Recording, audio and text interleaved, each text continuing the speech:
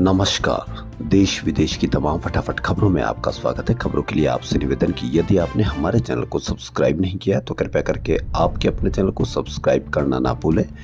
आप सब्सक्राइब करते हैं तो हमें हिम्मत होती है सही और सच्ची खबरें आप तक पहुंचाने की, वरना मीडिया में किस तरह की खबरें आपको दिखाई जाती है यह आप अब सब समझने लगे हैं। तो क्या है आज की बड़ी खबर? जी हाँ, देश में आज काशीराम की जयंती मनाई जा रही है। उत्तर प्रदेश में 4 बार सरकार चलाने वाली बहुजन समाज पार्टी की स्थापना काशीराम ने ही की थी। पंजाब में पैदा हुए काशीराम को देश बाबा साहेब आम्बेडकर के बाद दलितों का सबसे बड़ा नेता माना जाता है। आज उनकी जयंती पर पक्ष विपक्ष के तमाम नेताओं ने उन्हें श्रद्धांजलि दी है। इनमें कांग्रेस नेता राहुल गांधी भी शामिल हैं। उन्होंने कहा कि दलितों, वंचितों और शोषितों के अधिकारों के लिए उनका संघर्ष सामाजिक न्याय की लड़ाई में कांग्रेस का हर कदम पर मार्गदर्शन करता रहेगा। लोकसभा में नेता विपक्ष राहुल गांधी ने सोशल मीडिया साइट एक्स पर पोस्ट किया, महान समाज सुधारक मान्यवर काशीराम जी की जयंती पर उन्हें सादर नमन। दलितों, वंचितों और शोषितों के अधिकारों के लिए उनका संघर्ष सामाजिक न्याय की इस लड़ाई में हमारा हर कदम पर मार्गदर्शन करता रहेगा। बसपा प्रमुख मायावती पर भी बीजेपी को फायदा पहुंचाने का आरोप लगाते हुए कहा था कि अगर बीएसपी इंडिया गठबंधन में होती तो पिछले साल के चुनावों में एनडीए की जीत नहीं होती। संयुक्त राष्ट्र की एक रिपोर्ट में कहा गया है कि विकासशील देशों, विशेष रूप से भारत और चीन ने 2024 की अक्टूबर-दिसंबर तिमाही में औसत से बेहतर व्यापार विस्तार देखा। रिपोर्ट में हालांकि आगामी तिमाहियों में वैश्विक स्तर पर आर्थिक मंदी की संभावना की चेतावनी दी गई है। संयुक्त राष्ट्र व्यापार और विकास द्वारा नवीनतम वैश्विक व्यापार अपडेट, जो मार्च की शुरुआत तक के आंकड़ों को कवर करता है, उसने कहा है कि 2024 में वैश्विक व्यापार लगभग 1200 अरब डॉलर यानी 9% के विस्तार के साथ 33,000 अरब डॉलर तक पहुंच गया। रिपोर्ट में कहा गया कि विकासशील देशों, विशेषकर चीन और भारत में औसत से बेहतर व्यापार विस्तार हुआ। केरल में एक 13 साल की नाबालिग सड़क पर कार चलाने का वीडियो वायरल हुआ और वायरल होने के बाद पुलिस ने उसके पिता के खिलाफ मामला दर्ज किया। वीडियो में लड़का एक इनोवा कार चलाते हुए दिखाई देता है। बताया जा रहा है कि ये वीडियो उत्तर केरल जिले के चेकियार्ड इलाके में उसके घर के पास रिकॉर्ड किया गया था। पुलिस के एक अधिकारी ने बताया कि वीडियो पिछले साल अक्टूबर में सोशल मीडिया पर अपलोड किया गया था, लेकिन पुलिस को हाल ही में इसकी जानकारी मिली। उन्होंने कहा कि इसके बाद इस हफ्ते मामले में कार्रवाई की गई है। बता दें कि शुभ यात्रा केरल पुलिस की एक पहल है जो यातायात नियमों के उल्लंघन की जानकारी प्राप्त करने के लिए शुरू की गई है। नाबालिग के पिता के खिलाफ भारतीय न्याय संहिता की धारा 125 और मोटर वाहन अधिनियम की विभिन्न धाराओं के तहत मामला दर्ज किया गया है। क्या आप पूरी नींद ले पाते हैं? इस सवाल के जवाब में अधिकांश लोग कहेंगे नहीं। ज्यादातर लोगों का कहना होता है कि पूरी नींद कहाँ, काफी मुश्किल से तो नींद आती है, फिर कुछ ही देर बाद टूट भी जाती है। करवट बदलते बदलते जैसे तैसे रात पूरी होती है, फिर सुबह से शाम तक काम, खाना पीना और फिर रात में बेड पर जाने के बाद कल के काम की चिंता। पूरी नींद नहीं लेना हेल्थ के लिहाज से एक बड़ी चिंता है, लेकिन ज्यादातर भारतीयों की नींद उड़ी हुई है। नतीजा ब्लड प्रेशर, हाइपरटेंशन, अनिद्रा जैसी कई बीमारियां तेजी से बढ़ रही है। हर साल 21 मार्च, जब दिन और रात बराबर होते हैं, से पहले शुक्रवार को यानी आज वर्ल्ड स्लीप डे मनाया जाता है।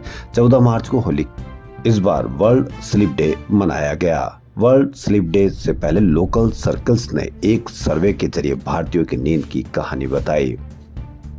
कर्नाटक की कांग्रेस सरकार ने मुस्लिम और ST/SC को कॉन्ट्रैक्टर्स को सरकारी टेंडर में 4% आरक्षण देगी। सूत्रों के अनुसार मुख्यमंत्री सिद्धारमैया ने शुक्रवार को कैबिनेट मीटिंग में Karnataka transparency in public procurement act में बदलाव का प्रस्ताव रखा, जिसे मंजूर कर लिया गया।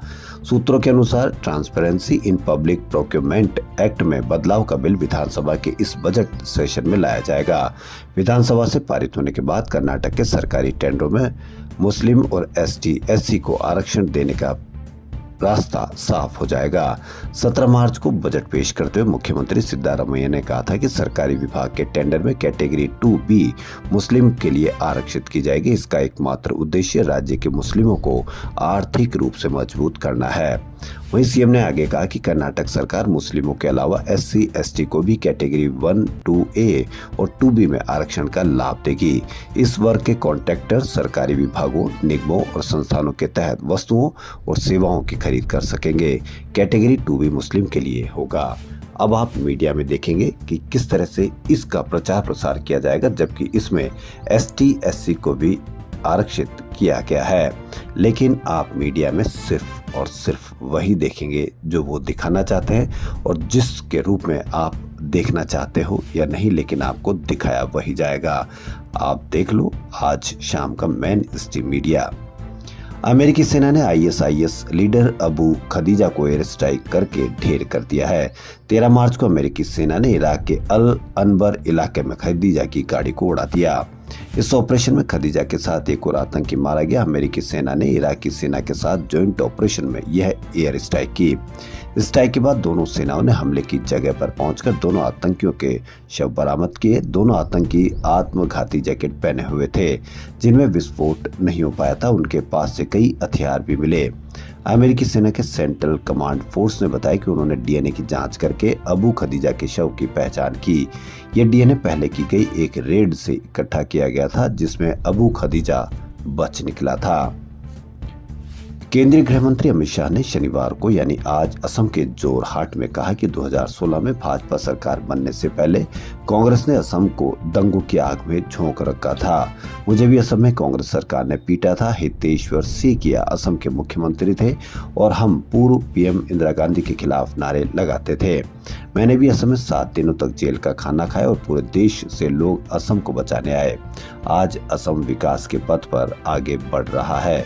शाह ने जोरहाट में पुनर्निर्मित पुलिस अकादमी के पहले चरण का उद्घाटन किया और दूसरे चरण की नींव रखी। शाह ने कहा कि लाचित बरफुकन पुलिस अकादमी आने वाले 5 सालों में देश भर में सर्वश्रेष्ठ पुलिस अकादमी बन जाएगी।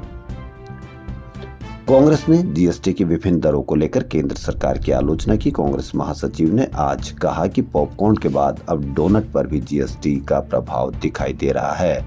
उन्होंने सरकार की नीतियों पर सवाल उठाते हुए कहा कि देश को अब GST 2 की आवश्यकता है। यह बयान ऐसे समय में आया जब टैक्स मुद्दों से कई व्यावसायिक संस्थान परेशान है और इसका असर बाजार पर भी पड़ रहा है। जयराम रमेश ने सरकार पर तंज कसते हुए कहा कि ये पूरा मुद्दा दर्शाता है कि ईज ऑफ डूइंग बिजनेस का नारा कितना खोखला है।